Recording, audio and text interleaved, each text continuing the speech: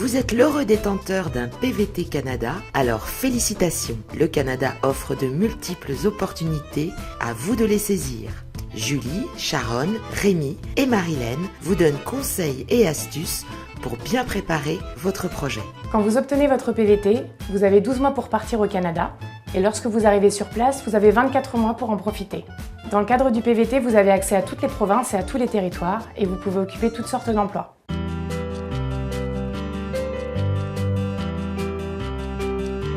Informez les organismes suivants avant de partir. Pôle emploi, impôts, retraite, la poste et la banque. Autre point important, allez faire votre permis de conduire international à la préfecture de votre domicile. Alors, avant de partir, il est vraiment important de faire un bilan médical. Regardez que tout va bien, vos yeux, vos dents, etc. Et aussi que tous vos vaccins soient à jour.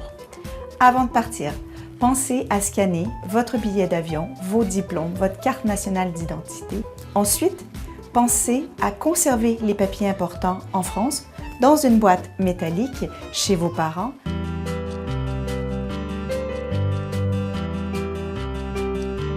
Au moment d'arriver au Canada, vous devez être en mesure de présenter 4 documents. Premier document, votre lettre d'introduction. Deuxième document, votre passeport valide pendant toute la durée du séjour. C'est sur votre passeport que sera collé votre PVT. Pensez donc bien à vérifier que vos informations sont correctes, votre prénom, votre nom et la date de validité, entre autres. Troisième document, un relevé de compte datant de moins d'une semaine, prouvant que vous avez assez d'économies. Quatrième document à avoir sur soi, l'attestation d'assurance voyage. Très importante, elle est obligatoire. Si vous ne l'avez pas, le PVT peut être écourté et même refusé. Même si vous travaillez sur place et que vous cotisez, vous ne serez pas couvert par la couverture sociale locale. Il est donc important d'être assuré par ailleurs.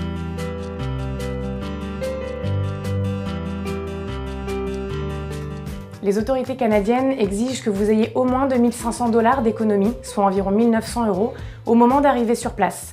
C'est un minimum requis, mais en fonction de vos habitudes et de votre projet, c'est à vous d'estimer au mieux votre budget. Avant votre départ, ouvrez en ligne un compte bancaire. Ainsi, dès votre arrivée, vous aurez accès à vos moyens de paiement.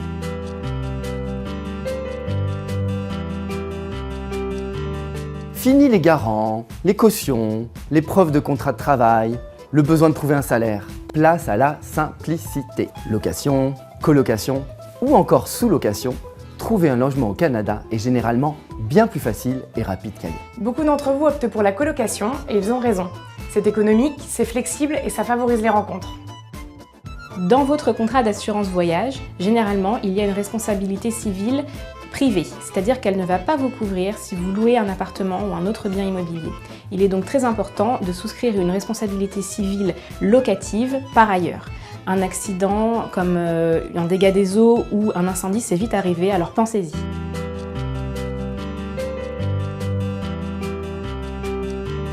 Avant d'apporter votre portable, vérifiez qu'il est compatible, s'il est triband.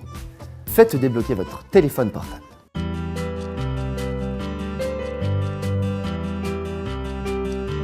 Avec un PVT, il n'est pas nécessaire de trouver un emploi avant de partir et même sur le territoire, profitez-en pour découvrir le pays, le territoire, les grands espaces et les habitants.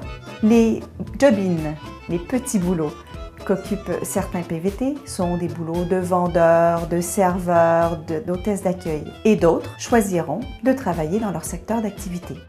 Avant votre recherche d'emploi, pensez à faire votre NAS, numéro d'assurance sociale, au Centre de Services Canada. Le secteur automobile est bien développé en Ontario. Vous travaillez dans le cinéma? Explorez la Colombie-Britannique. Le secteur aéronautique est très présent à Montréal et les secteurs bancaires et assurances à Montréal, mais également à Québec.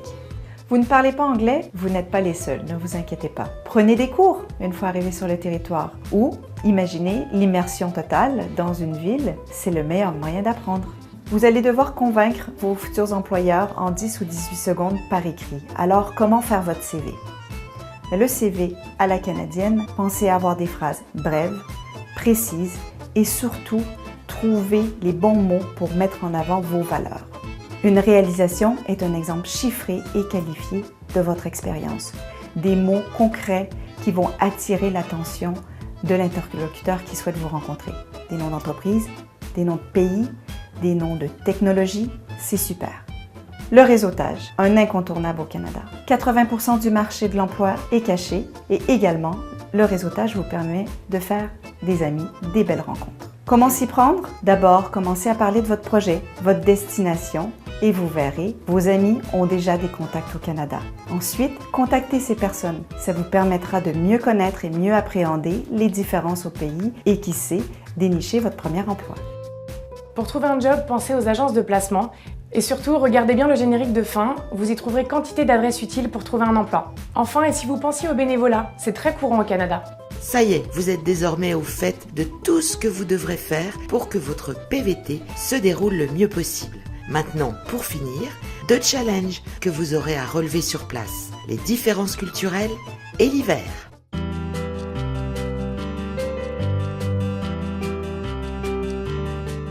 Les différences culturelles passent par une bonne communication. Comprenez les enjeux interculturels, qu'ils soient personnels, professionnels. Quand vous arrivez au Canada, tout le monde va vous tutoyer. Ne prenez pas ça comme un acte familier, vous ne devenez pas amis automatiquement. Le Canadien n'aime pas les conflits. Évitez les grands débats lors de dîners entre copains. Bac+3 RH avec un stage à la SNCF, pas le moyen idéal de se présenter. Certes, vous avez de beaux diplômes, mais nous préférons savoir ce que vous en avez fait. En plus, évitez les acronymes et également, mettez les équivalents. SNCF peut être l'équivalent de Via Rail.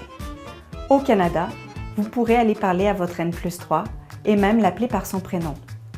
Mais attention, pas de familiarité pour autant.